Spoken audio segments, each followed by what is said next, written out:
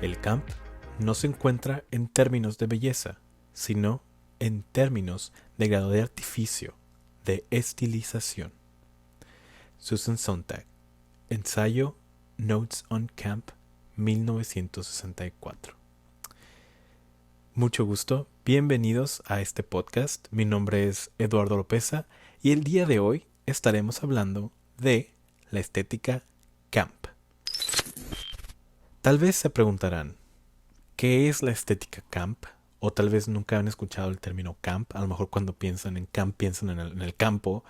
Y pues vaya, no los culpo. Realmente es un término que aquí, sobre todo para nosotros los mexicanos, no estamos acostumbrados a escuchar. No es un término que hayamos escuchado. Incluso la palabra con la que comúnmente se le asocia, que es kitsch, tampoco es muy usada en el vocabulario del mexicano. Eh, pero ¿qué es el camp? ¿A qué me refiero cuando digo camp? El camp es, vaya, toda una actitud, es toda una estética, es toda una manera de hacer arte prácticamente. Bueno, Susan Sontag escribe un ensayo en 1964, que es el de ahí saqué la cita de hace rato, que se llama Notes on Camp, notas sobre el camp. Y ahí dice que el camp es el arte de hacer las cosas comunes, cotidianas, lo que no son. Vaya, el camp en sí se trata de performatividad. El camp, creo que lo que más tiene dificultad de decir qué es lo que es el camp se debe a que no hay una definición.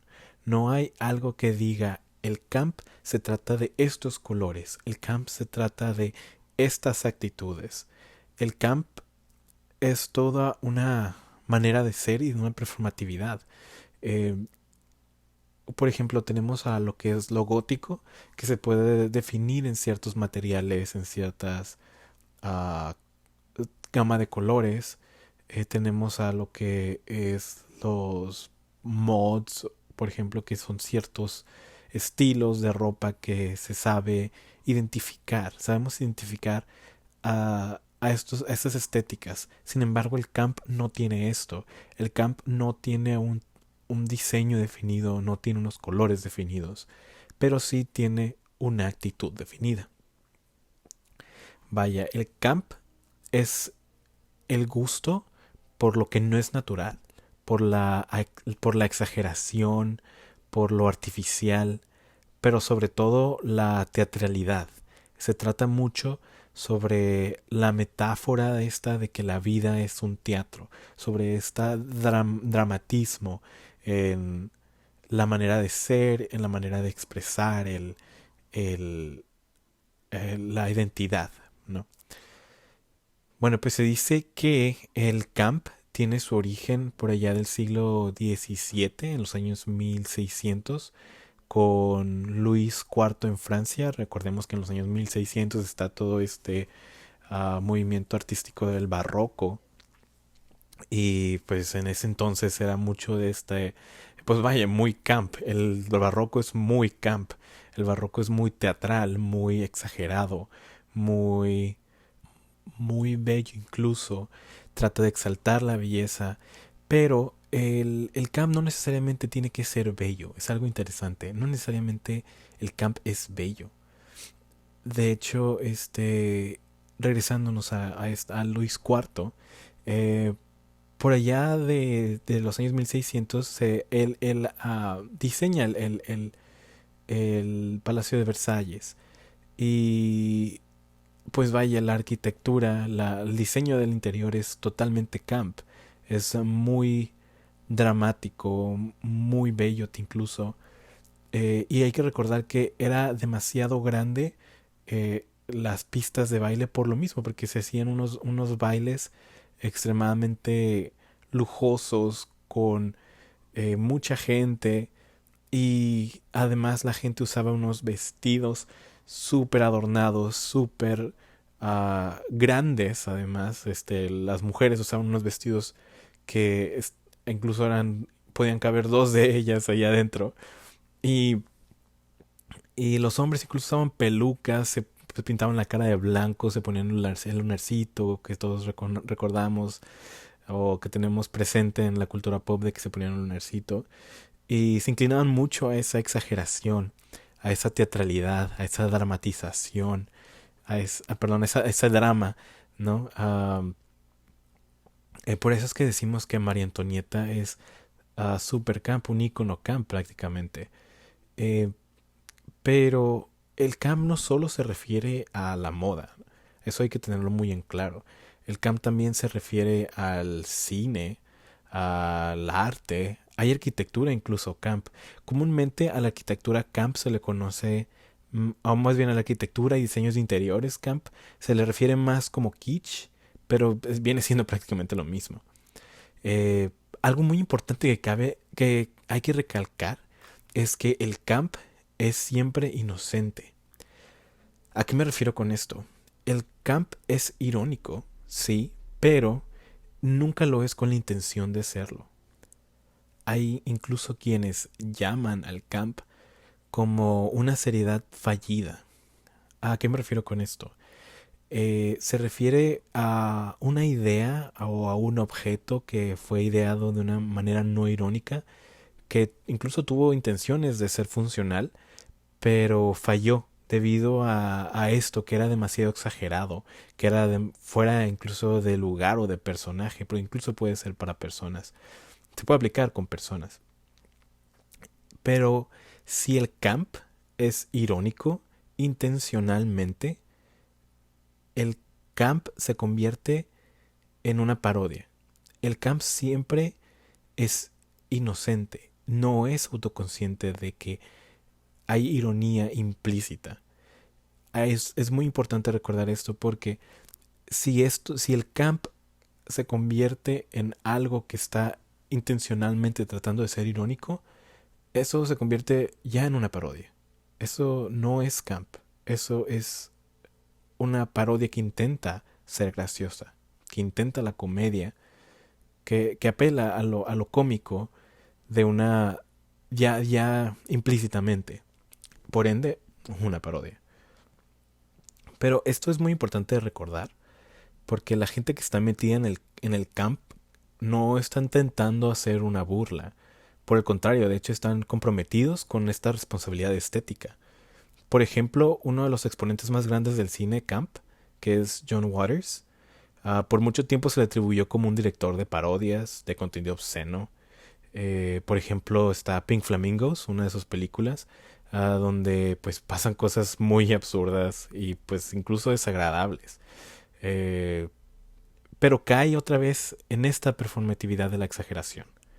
Y incluso lo vemos en la estética de la película, en sus personajes incluso, como a la icónica Divine, que pues hace, vaya, hace muchas cosas ahí en esa película que son bastante, incluso perturbadoras, ¿no? Bastante camp. Vaya, que de verdad la palabra para escribirlo es camp. Y alguien que me recuerda mucho, que usa también la estética camp en el cine, es Pedro Almodóvar.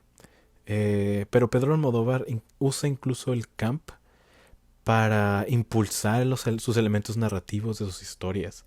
Por ejemplo, usa mucho el camp para uh, usar lo cómico y lo trágico y juntarlo para crear una historia. Y así es como impulsa la historia por medio del camp. Por medio del camp empieza a desenvolver a sus personajes. Y pues hablando del camp, incluso en la cultura hispanohablante, uh, pensando en la cultura latinoamericana, el camp se encuentra demasiado en la cultura popular. Tenemos a personajes como Walter Mercado, Celia Cruz, Juan Gabriel incluso, eh, que se desenvuelven en este ámbito del camp. Pero sobre todo se ve súper marcado con las figuras religiosas. O sea, de verdad, acaba de pasar el día de la Guadalupana. Y cuántas cosas no vemos que son camp, que caen en esta exageración. Incluso la guadalupana se puede considerar como un icono camp, ¿no? Eh, pues personalmente yo creo que esto se le puede atribuir desde la época colonial. Pues de hecho va más o menos al mismo tiempo que con Luis IV. Cuando llega el barroco aquí a México, y en México se empieza a desarrollar como el churrigueresco. Para los que no sepan qué es el churrigueresco, pues es como un estilo arquitectónico que se desenvuelve mucho aquí, en el que tratan de llenar los edificios con muchas figuras religiosas, o incluso no necesariamente religiosas, pero era no dejar espacios en blanco en las catedrales, por ejemplo. Se da mucho en las catedrales. Incluso se considera como, le llaman el ultra barroco, porque intenta no dejar estos espacios en blanco donde haya una pared lisa. Siempre tenía que haber un personaje, un objeto tallado, incrustado. Se tenía que ver esta exageración, esta manera que al entrar a uno de estos lugares, a uno de estos templos religiosos, te sintieras abrumado de tanta cosa que veías, de tan cargado que estaba este estilo de arte.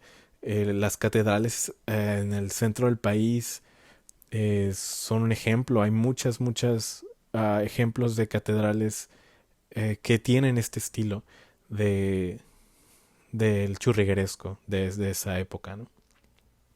Y pues bueno, como digo, a pesar de que el camp pues ya se remonta a tantos años, ya tiene bastante tiempo existiendo, pues de hecho hemos visto que hay mucha, que se le ha visto que ha regresado mucho a la cultura popular. O sea, de verdad estamos viendo que el camp se le atribuye el año 1600 con el barroco, pero ha estado ahí regresando, ha estado ahí siempre presente en la cultura popular. Se puede ver con personajes de, de la televisión como Liberace, este pianista que siempre estaba vestido súper exageradamente. Incluso se puede ver con Cher. Cher también es un personaje, una persona completamente camp. Incluso a Oscar Wilde se le consideró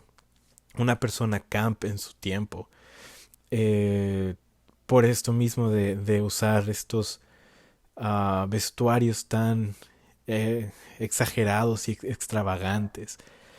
Pero sobre todo en los últimos años, sobre todo el año pasado, de hecho, tuvimos una Met Gala en la que se le la temática de esta Met Gala fue el camp. De hecho, llevó el título del ensayo de, de, de, de Susan Sontag, de Susan Sontag, perdón, que se llamaba Camp Notes on Fashion. Camp Notas en Fashion o Notas en la moda, por ejemplo.